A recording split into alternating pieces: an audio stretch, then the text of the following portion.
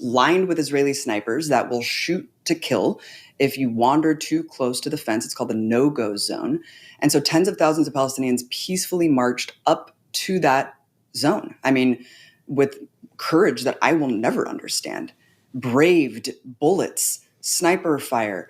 8,000 Palestinians were shot with live ammunition. Actually, tens of thousands of people were shot with live ammunition. 8,000, I think, just in a couple of the weeks.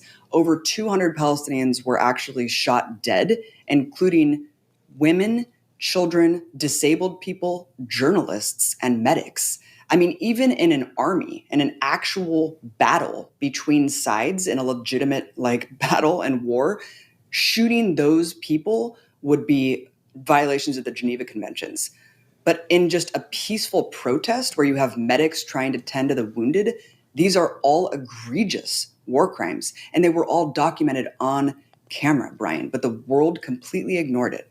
And fast forward to today, all the people involved in the Great March of Return, I mean, they're Ahmed Artema, the organizer of the Great March of Return, an incredible poet, peaceful guy, super chill guy. I'm in contact with him all the time. His house was targeted.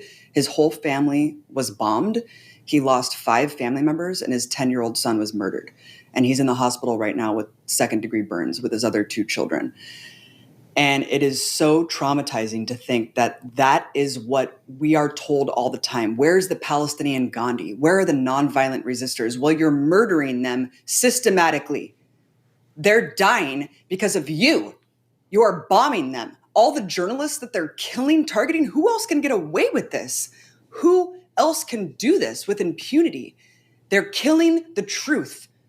And that even came out, I think in a Politico article, it said Biden and his cohorts were scared that journalists were going to get in and show the complete devastation and ruin in Gaza during the truce, and that might shape American minds, Brian. That's what they're scared of. They're scared of Americans turning against this colonial genocidal project because they don't want us to see the truth. That's why they're systematically taking out the journalists. They want everyone to die. They don't want any semblance of civic society left. That's why they're taking out all the best and brightest in Gaza, all the staff of the hospitals, the surgeons. I just saw a video today of NICU babies that were left to die from Israeli soldiers that were invading the hospital. Who does that? Who, with any shred of humanity, can see babies laying helpless and leave them to die? That is what's going on. And they don't want us to see this. And that's why the disgusting appendages of U.S. empire, these so-called journalists that are essentially just stenographers for the Israeli media, can just go up there and just repeat lies. How dare they call themselves journalists? How dare they? How could you be a journalist and not, with every fiber of your being, speak out against this country, this government that is taking out your colleagues? How could they do that? I still don't understand, Brian. And, going back to your last question about this concept that it's this ages-old battle based on religious strife, it is insulting to our intelligence. Christian, Muslims, and Jews all lived in historic Palestine. It wasn't until colonizers started to come that problems started to arise. It wasn't until they tried to create a state on top of another people based on ethnic cleansing. And look, yes, a genocide happened here hundreds of years ago. It was horrific.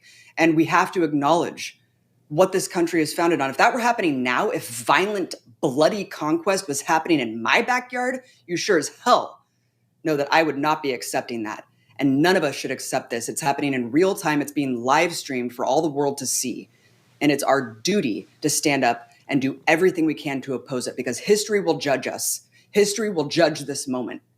And it will ask all of us, what did we do? What did we do?